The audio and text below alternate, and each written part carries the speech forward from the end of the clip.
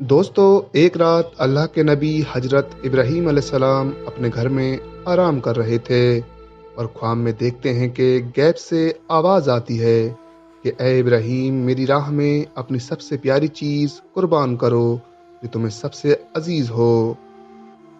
क्योंकि दोस्तों, उस टाइम हजरत इब्राहीम अलैहिस्सलाम पर काफ़ी ऊँट हुआ करते थे और आप अलैहिस्सलाम ने अल्लाह की राह में उनमें से 100 ऊँटों को कुर्बान कर दिया।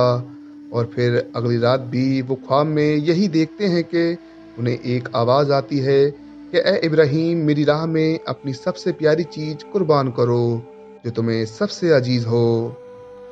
और फिर हजरत इब्राहीम अलैहिस्सलाम ने दूसरे दिन भी अपने 200 ऊँटों को अल्लाह की राह में कुर्बान कर दिया।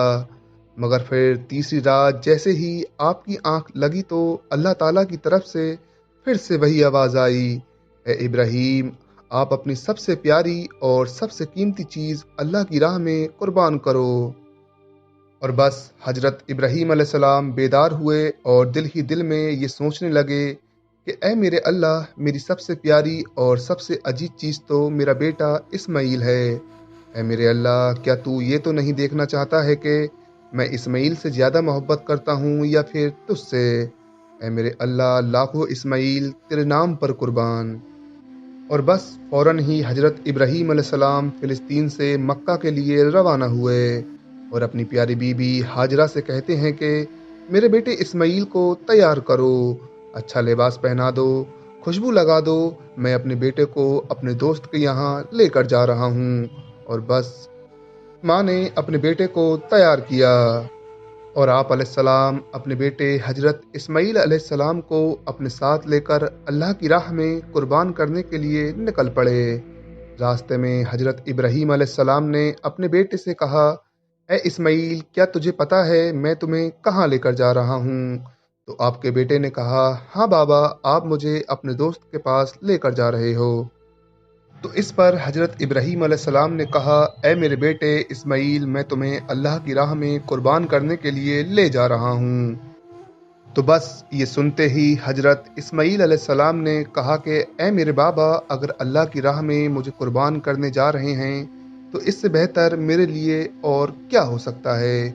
मगर बाबा, मेरी आपसे वसीयत है कि आप बूढ़े हैं और आप मेरे हाथ और पाँव रस्सी से बांध लें, और मेरी आखिरी वसीयत है कि आप अपनी आंखों पर पट्टी बांध लें, क्योंकि बाबा, मुझे पता है आप मुझसे बेपनाह प्यार करते हैं। आप मेरी लाश को तड़पता हुआ देखेंगे तो आपसे तकलीफ बर्दाश्त नहीं होगी।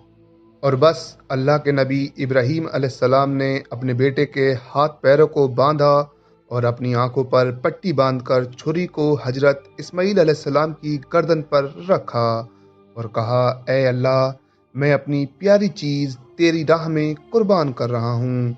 ए अल्लाह, अगर तू मुझे लाखों इस्माइल अता करता तो मैं लाखों इस्माइल तेरे नाम पर कुर्बान कर देता। और ये कहकर आप वो छुरी अपने बेटे इस्माइल की गर्दन पर चलाने लगे।